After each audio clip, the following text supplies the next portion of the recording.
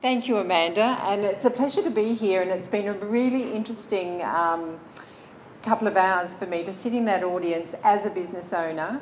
I went into my business when I was 21 years old. I was a very young mum, and I couldn't survive on my wage. I was actually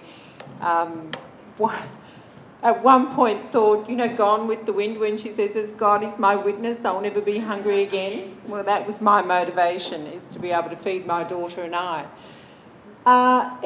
Look, I went into small business because I needed to survive. I went into the skincare industry, and I started off in the Northern Territory, and by the time I got to the ACT, I moved to the ACT in 81, my business ended up employing 15 young women, and we had 3 locations.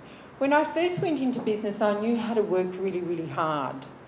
What I didn't know was how to run a business very well.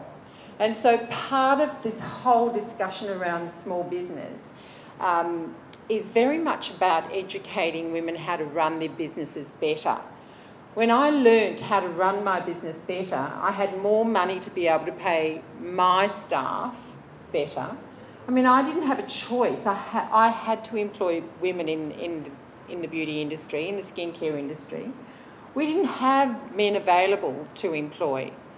And, you employ women in that industry at the age of about 20. By the time they were 25, 26, 27, they did want to have children.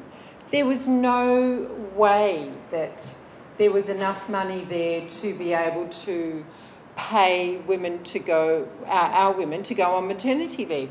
It wasn't a big issue then. I mean, it just wasn't even discussed really around that time. But the more I've been in business for 30 years now, and things have changed. Things have changed an enormous amount.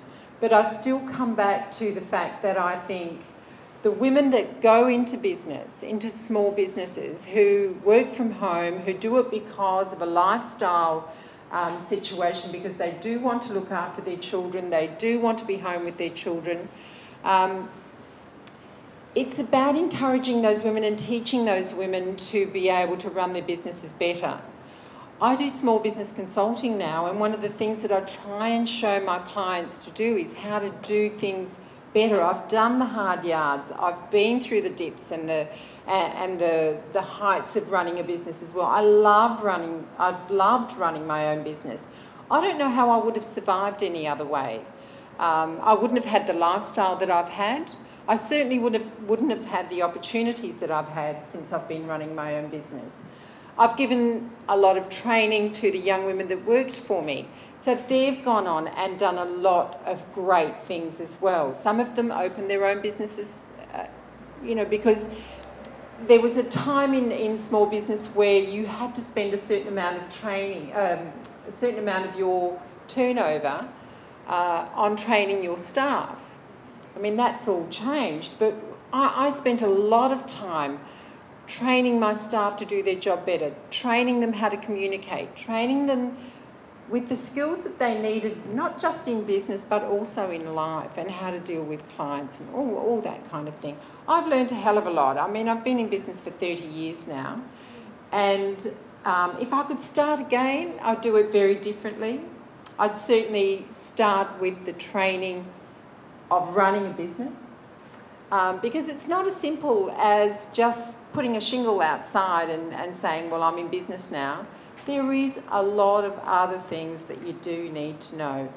Number 1, mentoring your staff. Number 2 is being able to help them grow without feeling that they're going to run off and work for somebody else.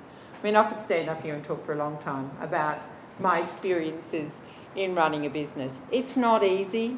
It certainly isn't easy, but it can be easier, and it can be a lot more enjoyable if you find ways to be able to do it well from the beginning.